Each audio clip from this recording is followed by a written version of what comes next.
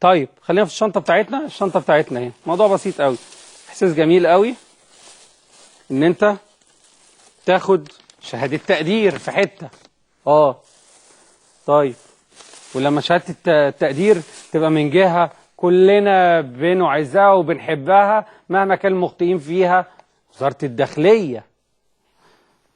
طب لما انا اروح كمذيع، لما حد يروح كفنان اداهم هديه رمزيه، تبرع، عمل لهم حاجه، بس العمليه لازم تليق. الغريب ان الصوره دي تصدرت كل حته. لمين؟ لمروه. الصراحه راحه وانت ما بتعرفش. راحت قالت انا خدت من وزاره الداخليه صوره شهيره نزلت في كل حته انها اتكرمت من وزاره الداخليه. تمام؟ الناس دي بتتعب قوي بس عشان ما عدهمش، وقبل اي حاجه بنتحقق. لو وزاره الداخليه انا كنت هروح للي ماسك الاعلام هناك اتكلم معاه وافهم. اتحققنا بالموضوع؟ اتحققنا. طلع ايه بقى؟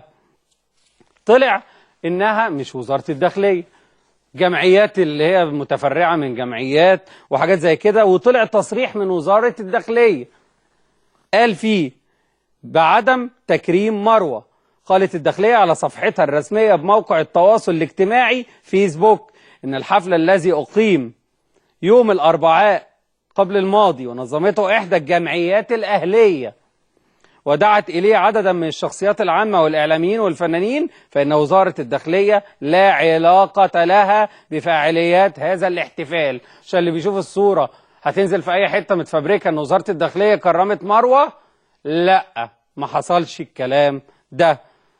في عموما إهداء ليها على إن هي بصراحة مروة احنا كنا حابين يحصل التواصل اللي بنتكلم فيه، بنتكلم معاها والدنيا تبقى حلوة. بدأت تتهرب، غير انها تتهرب موضوع يرجع لها، بدأت تتكلم في الصحافة وتقول اللي عملوا فيا كده بيوقعوا بيني وبين النقابة وبيني وبين نقابة الموسيقيين وشوية كلام كده، معلش يعني ما بينفعش.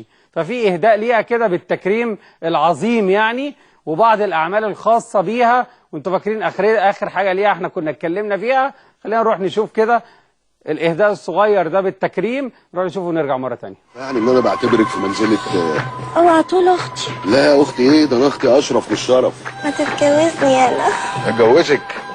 الواحد ممكن يتجوز واحدة غلطت مرة قبل منه، انما يتجوز واحدة غلطت مع سكان القاهرة الكبرى وضواحيها وعلى المقيمين خارجها مراعاة فروق التوقيت. الصراحة راحة يا عيني وانت ما بتعرفش. الصراحة راحة يا سيدي وانت ما بتقدرش. وانت ما بتعرفش. وانت ما بتقدرش. وهكسر لك صباعك واجبس لك دراعك.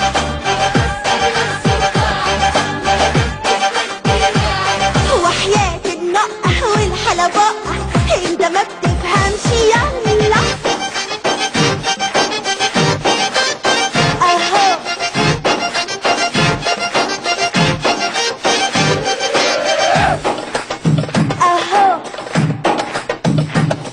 ما تفكرنيش هفاي ولا حسد لك ولا خاف.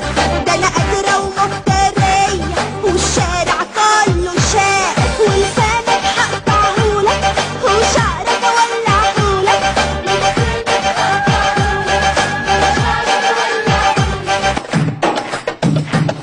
ما تفكرنيش هفاي ولا حسد لك ولا خاف. ده انا قادرة ومفترية والشارع كله شاف. ولسانك هقطعهولك وشعرك اولعهولك.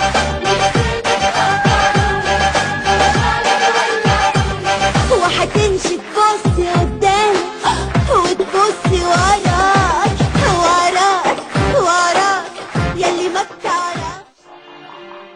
خبطي فينا مروة في كل حتة براحتك، والله أنا عايزك كده تقعدي تقولي علينا ما فيه الخمر، ولا حاجة بتأثر معانا غير لو ربنا كاتب لي إن آخد رصاصة كده زي كل واحد نضيف شريف مات عادي، مش هيفرق، والله العظيم ما هيفرق أي حاجة خالص. آخر ظهور ليها على فكرة نسيت اقول لكم ان اخر ظهور ليها كانت بعد ما طلعت براءة في نقابة الموسيقيين، اتبرأت من الموضوع، احتفلت مع النقيب بعيد ميلاد نقيب الموسيقيين ايمان البحر درويش في النقابة.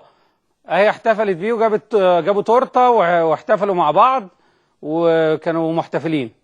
مروه اول ظهور ليها، والفنان سامح السريتي كان رايح برضه زياره تقريبا. هو عضو مجلس اداره الممثلين. اللي جاب القلعه جنب البحر. في تعاون ممكن يكون بيحصل بين النقابتين، بس القلعه لازم تروح جنب معلقه في النعناع. عصفورة الفن يا جماعة، ده كان آخر ظهور لمروة الحقيقة بعد ما خدت من النقابة إن هي بريئة من مواضيع التهمة بتاعت الفيلم العاري والكلام ده.